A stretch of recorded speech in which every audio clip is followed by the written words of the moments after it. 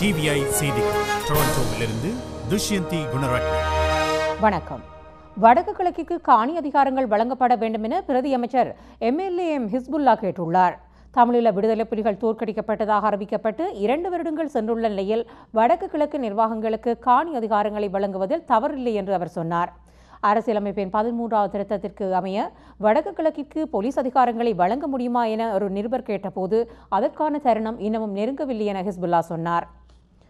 மறுமலர்ச்சி திராவிட முன்னேற்றக் கழகம் தலைமையில் 3வது அணியொன்றை உருவாக்கி உள்ளூராட்சி சபை தேர்தலை சந்திக்கப் போவதாக அதன் பொதுச் செயலாளர் வைகோ தெரிவித்துள்ளார்.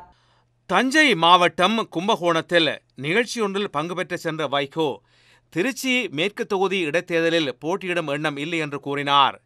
இதேவேளையில் நேற்று மாலையில் கோவையில் நடைபெற்ற கூட்டமொன்றில் உரையாற்றிய வைகோ 20 ஆண்டுகளாக சிறையில் இருந்து வருகின்ற பேரறிவாளன் முருகன் சாந்தன் ஆகியோருக்கு தூக்கு தண்டனை விதித்திருப்பது ஏற்புடையதல்ல, தூக்கு தண்டனை ரத்து செய்யப்பட வேண்டும் என கேட்டுக்கொண்டார்.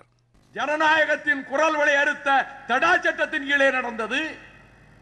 தடா சட்டத்தை குப்பை தொட்டியிலே தூக்கி வீசியது உச்சநீதிமன்றம். ஆனால் அதே தடா சட்டத்தின் கீழே கைது செய்யப்பட்டு கொடூரமாக சித்திரவதை செய்யப்பட்டு பெறப்பட்ட ஒப்புதல் வாக்குமூலத்தின் அடிப்படையிலே மரண தண்டனை, பொய்யான வாக்குமூலங்களின் அடிப்படையிலே தூக்கு தண்டனை.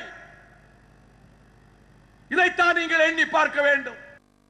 கர்னல் மோமர் கடாவிக்கு விசுவாசமான படையினர் வலுப்பெற்றிருக்கும் 2 நகரங்களில் கடும் சண்டைகள் இடம்பெற்று வருகின்றன. கடாவிக்கு விசுவாசமான படையினர் சரணடைய கிளர்ச்சிக்காரர்கள் நாளை வரை காலக்கெடு விதித்துள்ள நிலையில் பானி வாலித் நகரிலும் ஸ்ரேட் நகரிலும் இன்று கடும் ரொக்கட் தாக்குதல்கள் மேற்கொள்ளப்பட்டன. விரிவான செய்திகளை டிவியின் செய்தி அறிக்கையில் பார்க்கலாம்.